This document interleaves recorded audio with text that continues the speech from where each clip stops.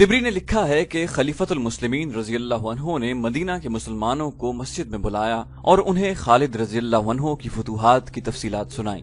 हजरत अबू बकर सिद्दीक रजी अल्लाह अन्हु ने कहा, ऐ कुरैश, तुम्हारा शेर एक और शेर पर झपट पड़ा और उसे मार गिराया। अब औरतें खालिद जैसा बेटा पैदा करने से कासिर हैं।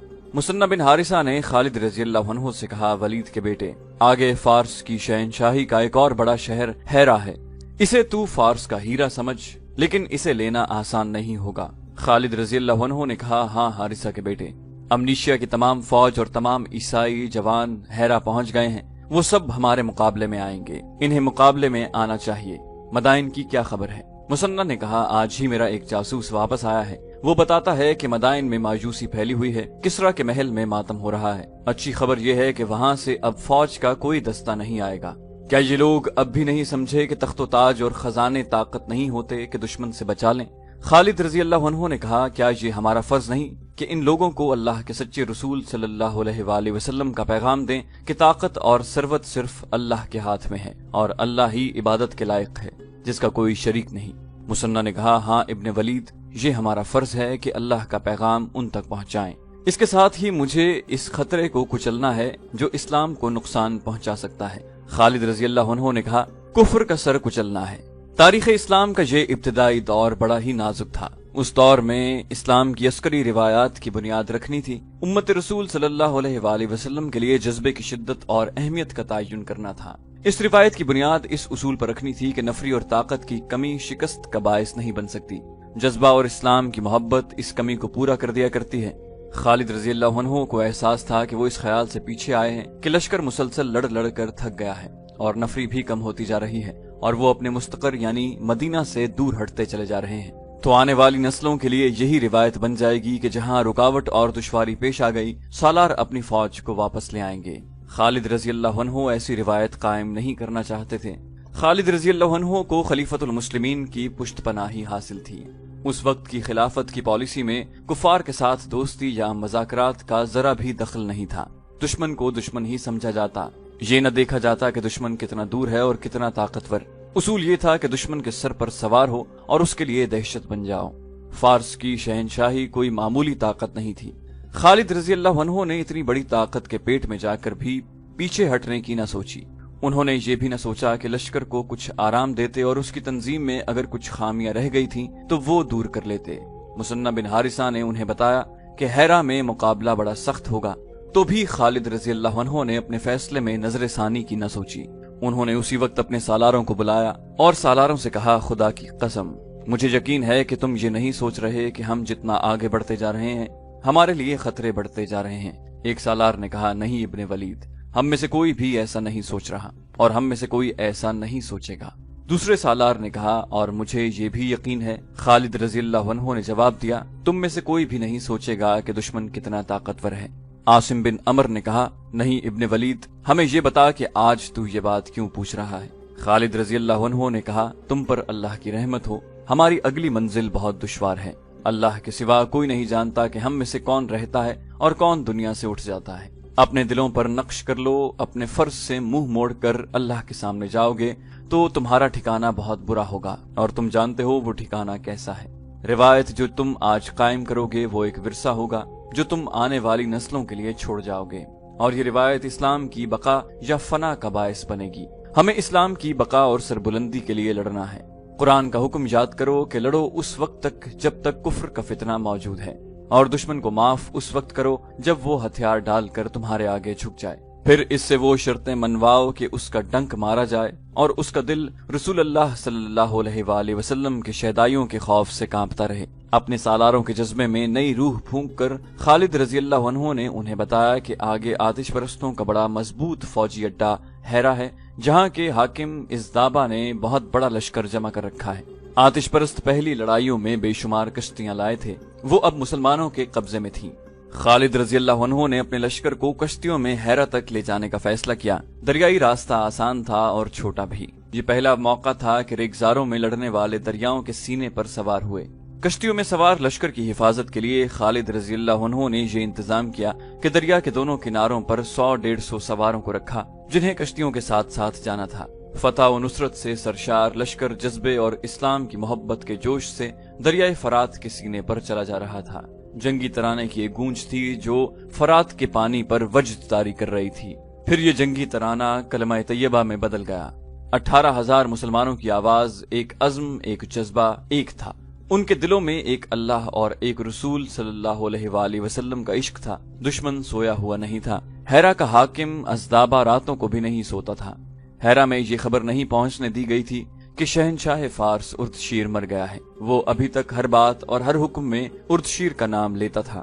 اس روز وہ ہیرا کے شہر پناہ کا معائنہ کر رہا تھا۔ اس نے شہر میں بے پناہ لشکر جمع کر لیا تھا۔ وہ جس دستے کے سامنے جاتا وہاں چلا چلا کر کہتا، زرتشت کی رحمت ہو تم پر۔ وہ بزدل تھے جو کاظمہ، مزار اور الیس میں صحرا کے بدوؤں کے ہاتھوں پٹ گئے تھے۔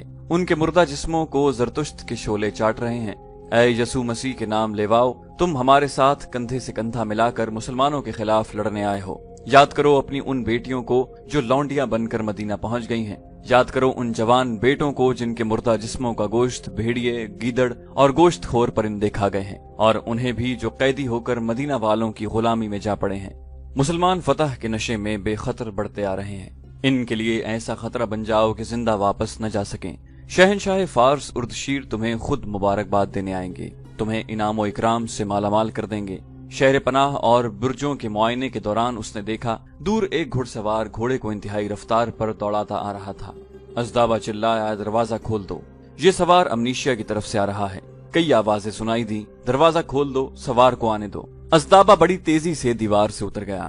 سوار کے پہنچنے تک دروازہ کھول دیا گیا۔ سوار رفتار کم کیے بغیر اندر آ گیا۔ ازدابا گھوڑے پر سوار تھا۔ اس نے گھوڑے کو ایڑ لگائی اور آنے والے سوار کی طرف گیا۔ دونوں گھوڑے پہلو با پہلو رک گئے۔ کوئی خبر؟ ازدابا نے پوچھا۔ وہ آ رہے ہیں، سوار نے ہامتی ہوئی آواز میں کہا۔ سارا لشکر کشتیوں میں آ رہا ہے۔ وہ خالد کے لشکر کی پیش قدمی کی خبر دے رہا تھا۔ ازدابا نے پوچھا، کشتیوں میں؟ بند سے کتنی دور ہے؟ سوار نے جواب دیا، بہت دور، ابھی بہت دور ہے۔ ازدابا کا بیٹا سالار تھا۔ ازدابا نے اپنے بیٹے کو بلایا۔ کسی بھی تاریخ میں اس کے بیٹے کا نام نہیں ملتا، اسے ازدابا کا بیٹا ہی لکھا گیا ہے۔ ازدابا نے کہا، آج تیری آزمائش کا وقت ہے میرے بیٹے۔ ایک سوار دستہ ساتھ لے اور طوفان سے زیادہ تیز رفتار سے بند تک پہنچ اور فرات کا پانی اس طرح پی لے کہ فرات سوکھ جائے۔ مسلمانوں کا لشکر کشتیوں میں آ رہا ہے، دیکھ تو پہلے پہنچتا ہے یا مسلمان۔ اس کا بیٹا ایک سوار دستہ لے کر بہت تیز رفتار سے شہر سے نکل گیا۔ خالد رضی اللہ عنہ کا لشکر بڑی اچھی رفتار پر آ رہا تھا۔ چونکہ وہ بارش کا موسم نہیں تھا اس لیے دریا میں پانی کم تھا، لیکن کشتیوں کے لیے کافی تھا۔ اچانک پانی کم ہونے لگا، پھر پانی ختم ہو گیا اور تمام کشتیاں کیچڑ میں پھنس کر رہ گئیں۔ مدینہ کے مجاہدین پر خوف طاری ہو گیا۔ دیکھتے ہی دیکھتے دریا کا خشک ہو جانا خوف والی بات تھی۔ خود خالد رضی اللہ عنہ پریشان ہو گئے۔ مت گھبراؤ ولید کے بیٹے، کنارے سے مثنہ بن حارثہ کی للکار سنائی دی، اور مت ڈرو اہل مدینہ، آگے دریا پر ایک بند ہے، ہمارے دشمن نے بند پر پانی روک لیا ہے۔ بڑی تیزی سے سوار اپنے گھوڑے کشتیوں سے نکال لائے اور یہ دستہ سرپٹ دوڑتا بند تک پہنچا۔ ازدابا کا بیٹا ابھی اپنے سواروں کے ساتھ وہیں تھا۔ مسلمان سواروں نے ان پر حلہ بول دیا اور ان میں سے کسی ایک کو بھی زندہ نہ چھوڑا۔ مسلمانوں نے بند کھول دیا۔ کشتیوں تک پانی پہنچا تو کشتیاں اٹھنے لگیں۔ ملاحوں نے چپو تھام لیے اور کشتیاں تیرنے لگیں۔ ازدابا اچھی خبر کے انتظار میں دیوار پر کھڑا بےتاب ہو رہا تھا۔ اس کا ایک سالار اس کے پاس آن کھڑا ہوا۔ بہت بری خبر آئی ہے، سالار نے کہا۔ ازدابا نے گھبرا کر پوچھا، کہاں سے؟ کیا میرا بیٹا؟ مدائن سے، سالار نے کہا۔ شہنشاہ اردشیر مر گئے ہیں، لیکن یہ خبر خفیہ رکھنی ہے۔ اتنے میں ایک سوار ان کے پاس آیا اور گھوڑے سے اتر کر ادب بجا لایا۔ اگر یہ میرا فرض نہ ہوتا تو میں ایسی خبر زبان پر نہ لاتا، سوار نے کہا۔ ازدابا نے کہا، میں سن چکا ہوں، کسرا اردشیر۔ سوار نے کہا، نہیں، آپ کا بیٹا بند پر مارا گیا ہے، اس کے تمام سواروں کو مسلمانوں نے کاٹ ڈالا ہے۔ ازدابا کے منہ سے نکلا، میرا بیٹا، اور اس کا رنگ لاش کی طرح سفید ہو گیا۔ ازدابا پر مایوسی، غم و رنج و ملال کے ساتھ دہشت بھی طاری ہو گئی تھی، جیسے آسمان پھٹ گیا ہو اور اس کے پاؤں کے نیچے سے زمین نکل گئی ہو۔ وہ جھکا جھکا سا دیوار پر چل پڑا۔ اس کے قدم ڈگمگا رہے تھے۔ اس کے دو محافظ اس کے ساتھ ہو گئے۔ اس نے یاس اور نا امیدی کے عالم میں دائیں اور بائیں دیکھا اور رک گیا۔ دو محافظوں کو اپنے پہلوؤں میں دیکھ کر اس کا چہرہ خوشمگی ہو گیا۔ میں تمہارے سہارے کے بغیر چل سکتا ہوں، اس نے محافظوں سے کہا، میرے برابر آنے کی جرت نہ کرو۔ محافظ کئی قدم پیچھے ہٹ گئے۔ अज़दाबा ने अपने झुके हुए सर को ऊपर उठाया और सीधा होकर चलने लगा, लेकिन उसके कंधे अपने ही आप सिकुड़ गए और आगे को झुक गए, जैसे उस पर ऐसा बोझ आन पड़ा हो जो उसकी बर्दाश्त से बाहर हो। बोझ तो उस पर आ ही पड़ा था। ये जिम्मेदारियों का बोझ था। हैरा उसकी जिम्मेदारी में था। जहां उसका बेटा उसका दस्तेराज था, वो भी न रहा। वो खुद उर्दशीर का दस्तेराज था, लेकिन उर्दशीर के बगैर वो कुछ भी नहीं था। उर्दशीर ने उसे बड़ी हैसियत दे रखी थी। वो हैरा जैसे शहर और उसके मज़ाफाती इलाके का हाकिम था और बहुत हद तक खुद मुख्तार हाकिम था। वो किसरा उर्दशीर मर गया था जिसने उसे इतनी ज्यादा खुद मुख्तारी दे रखी थी। फारस की शहनशाही के तख्त पर बैठने वाले नए शहनशाह से अज़दाबा इतनी मुरव्वत और रुतबे की तवक्को नहीं कर सकता था। मदीना के मुजाहिदीन ने सही मानों में उसके पांव के नीचे से जमीन खींच ली थी। मगर क्यों? उसके एक सालार ने उसे उस वक्त कहा जब वो अपने शीश महल के एक कमरे में पहुंच चुका था। सालार ने उसे कहा, मालूम होता है आपने लड़ने से पहले ही शिकस्त तस्लीम कर ली है। क्या आप अपने बेटे का खून मदीना के बद्दुओं को बख्श देंगे? उसके मरने वाले बेटे की मां ने गजबनाक लहजे में कहा, मुझे सोचने दो। अज़दाबा गरजा, मगर उसकी गरज कांप रही थी। उसने कहा, क्या तुम लोग ये समझ रहे हो कि मैं मुसलमानों के आगे हथियार डाल रहा हूँ? क्या तुमने सुना नहीं? उसकी आवाज दब गई। बोझल आवाज में बोला, शहनशाह उर्दशीर मर गया है। कमरे में सन्नाटा तारी हो गया। शहनशाह मर गया है? अज़दाबा की बीवी ने यूं कहा जैसे वो सिसकियां ले रही हो। उर्दशीर मर गया है। उसने अज़दाबा की तरफ देखा और बुलंद आवाज से बोली, ज़रतुश्त हमें अपनी तौहीन की सजा दे रहे हैं। हमें अब इस आग में जलना है जिसकी हम पूजा करते हैं। आप ज़रतुश्त की कुर्बानगाह पर अपने लहू का, अपनी जान का नजराना पेश कर सकते हैं। किसी मुसलमान को यहाँ से जिंदा न जाने दें। एक मुहाफिज अंदर आया। एक घुटना फर्श पर टेक कर उसने अज़दाबा को सलाम किया और बताया कि कासिद आया है। अज़दाबा को खामोश देखकर उसकी बीवी ने मुहाफिज से कहा, भेज दो। मुहाफिज के जाते ही एक सिपाही अंदर आया और उसने भी एक घुटना फर्श पर टेक कर सलाम किया। अज़दाबा ने उदास निगाहों से उसकी तरफ देखा। मदीना वालों की कश्तियां बंद से बहुत आगे निकल आई हैं। कासिद ने कहा, इनकी रफ्तार तेज है। लश्कर की तादाद कितनी होगी? अज़दाबा ने पूछा। हमसे आधी भी नहीं सालार आली मकाम। कासिद ने जवाब दिया, मेरे अंदाजे के मुताबिक 20,000 पूरी नहीं। हम उन्हें अपने घोड़ों के सुमो तले कुचल डालेंगे। सालार ने कहा, सालार आला हुक्म दें, हम फरात में उन पर तीरों का मे बरसा देंगे। उसकी कश्तियां उनकी लाशों को वापस ले जाएंगे। तीरों का मे बरसाने से पहले दरिया के किनारे तक पहुंचने के लिए एक लड़ाई लड़नी पड़ेगी। कासिद ने कहा, इनके बहुत से घुड़सवार दरिया के दोनों किनारों पर कश्तियों के साथ साथ आ रहे हैं। मैंने ये भी मालूम कर लिया है कि इन सवारों का कमांदार मुसन्ना बिन हारिसा है और ज्यादातर सवार फारस की शहनशाही के मुसलमान बाशिंदे हैं और जिन कश्तियों में वो आ रहे हैं वो हमारी फौज की कश्तियां हैं। ये उन बुज़दिलों की कश्तियां हैं जो मुसलमानों से शिकस्त खाकर भागे थे। अज़दाबा ने कहा, उन्होंने ऐसे दुश्मन के लिए रास्ता साफ कर दिया जो बहुत कमजोर था। मदीना के इन अरबों को हमने कभी पल्ले नहीं बांधा था। हम आज भी उन्हें कमजोर समझते हैं। सालार ने कहा, सालार आली, मैं हुक्म का मुंतजिर हूँ। मुझे बताएं मुसलमानों को कहाँ रोकना है, या आप कले में बंद होकर लड़ना चाहते हैं? अज़दाबा ने कहा, अगर मैं कहूँ कि मैं लड़ना नहीं चाहता तो हम लोग तस्लीम ही नहीं करेंगे कि आपने ऐसी बात कही है। सालार ने जवाब दिया, इस वक्त आप शहनशाह उर्दशीर और अपने बेटे की मौत पर इतने ज्यादा मगमूम हैं कि आप अच्छी तरह सोच नहीं सकते। इस गम के बावजूद हमें सोचना पड़ेगा। अज़दाबा की बीवी ने कहा, और बड़ी तेजी से सोचना पड़ेगा। हमारे पास फौज की कमी नहीं, किसी चीज की कमी नहीं। ईसाई अरब हमारे साथ हैं। हमने खुद उन्हें यहाँ इकट्ठा कर लिया है कि मुसलमानों को हैरा से आगे न बढ़ने दिया जाए और उन्हें यहीं खत्म कर दिया जाए। हाँ, हमारे पास फौज की कमी नहीं, अज़दाबा ने कहा, लेकिन कोई कमी जरूर है जिसकी वजह से हम हर मैदान में शिकस्त खा रहे हैं। मैं अपने पीछे अपने नाम के साथ शिकस्त की तोहमत छोड़कर नहीं जाऊंगा। मैं फतह हासिल करने का कोई और तरीका सोचूंगा। मैं मदाइन जाऊंगा और देखूंगा कि वहाँ क्या हालात हैं। ये भी देखना है कि शहनशाह उर्दशीर किसरा के मरने के बाद हमें कोई मदद देने वाला है भी या नहीं।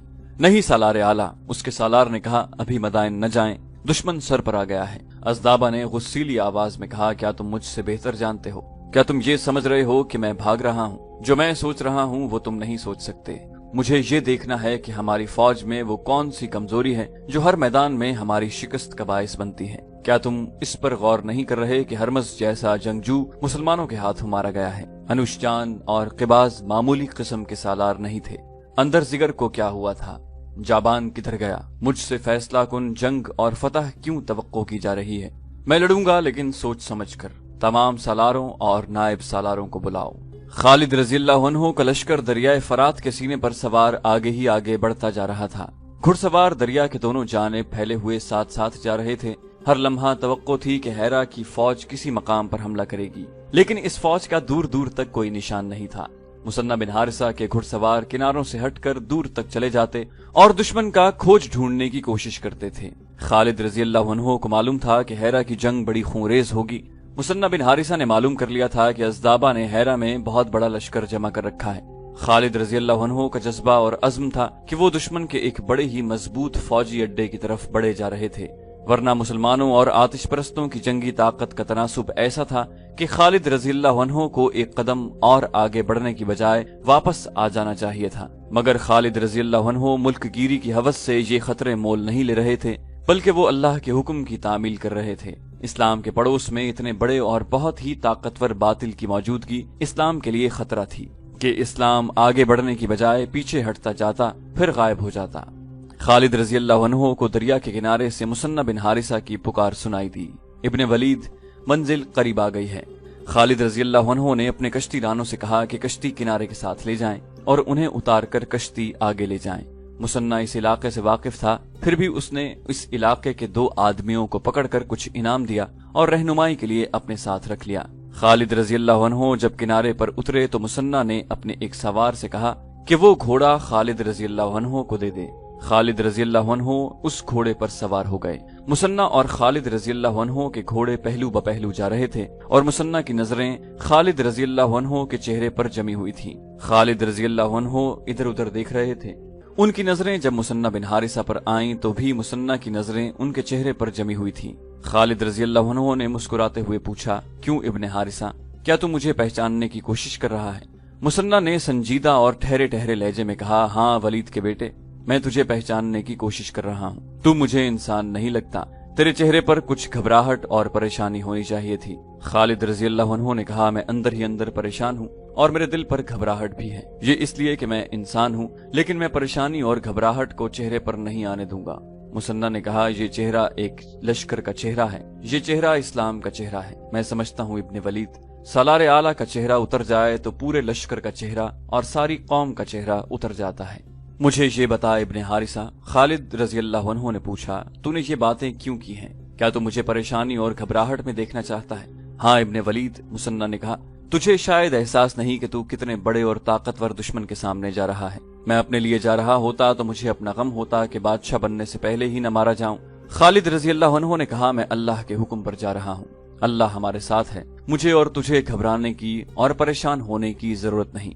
مجھے یہ بتاؤ کہ آگے کیا ہے۔ مثنہ نے ان 2 آدمیوں کو بلایا جو اس علاقے کے رہنے والے تھے اور انہیں کہا کہ وہ بتائیں کہ آگے کیا ہے۔ ان دونوں نے بتایا کہ آگے ہیرا ہے اور وہاں تک زمین کیسی ہے۔ خالد رضی اللہ عنہ نے ان دونوں آدمیوں کو وہاں سے ہٹا دیا اور مثنہ کے ساتھ ہیرا پر حملے کی اسکیم بنانے لگے۔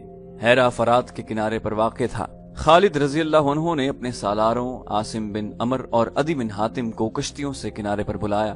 میں مان نہیں سکتا کہ آتش پرست ہمیں ہیرا کے راستے میں نہیں روکیں گے۔ خالد رضی اللہ عنہ نے کہا، ان کے پاس اتنی زیادہ فوج ہے جسے وہ اس سارے علاقے میں پھیلا سکتے ہیں، تمام عیسائی بھی ان کے ساتھ ہیں۔ اگر ہم ہیرا کے سامنے جا کر کشتیوں سے اترے تو دشمن وہیں پر ہم پر حملہ کر دے گا، ہم ہیرا سے دور کشتیاں چھوڑ دیں گے۔ خالد رضی اللہ عنہ بیٹھ گئے اور اپنی تلوار نکال کر اس کی نوک سے ہیرا کا محل وقوع اور اپنی پیش قدمی کا نقشہ بنانے لگے۔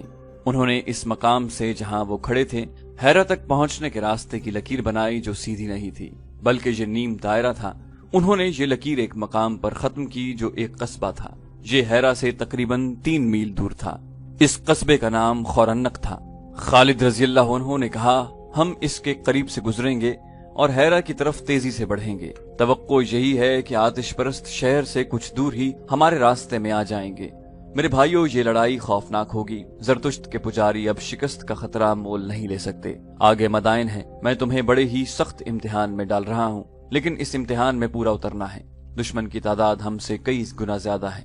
اگر ہمیں ہیرا کو محاصرے میں لینے کا موقع مل گیا تو محاصرہ بہت لمبا ہوگا، ہم اتنا انتظار نہیں کر سکتے۔ اپنے دلوں میں اللہ سے عہد کرو کہ ہیرا کو فتح کرنا ہے۔ اب کشتیاں چھوڑ دو اور تمام لشکر کو کنارے پر لے آؤ۔ مسلمانوں کی تعداد 18,000 تھی۔ یہ لشکر کشتیوں سے نکل کر کناروں پر آ گیا اور بڑی تیزی سے پیش قدمی کے لیے منظم ہو گیا۔ خالد رضی اللہ عنہ نے سالار عاصم بن عمر کو آگے اور عدی بن حاتم کو پیچھے رکھا اور خود درمیان میں رہے۔ مثنہ بن حارثہ کا سوار دستہ ہراول کے طور پر کم و بیش 1 میل آگے نکل گیا تھا۔ خالد رضی اللہ عنہ کے حکم سے مجاہدین کا لشکر خاموشی سے جا رہا تھا۔ نعروں اور جنگی ترانوں کی ممانعت کر دی گئی تھی تاکہ پتہ نہ چلے کہ کوئی لشکر آ رہا ہے۔ خالد رضی اللہ عنہ نے ایسا راستہ اختیار کیا تھا جو جنگل اور ویران علاقے سے گزرتا تھا اور ادھر مسافروں کی گزرگاہ نہیں تھی۔ مثنہ بن حارثہ کے سوار پھیل کر جا رہے تھے تاکہ گھات کا کہیں بھی شک ہو تو لشکر کو پیغام بھیج کر پیچھے ہی روک لیا جائے۔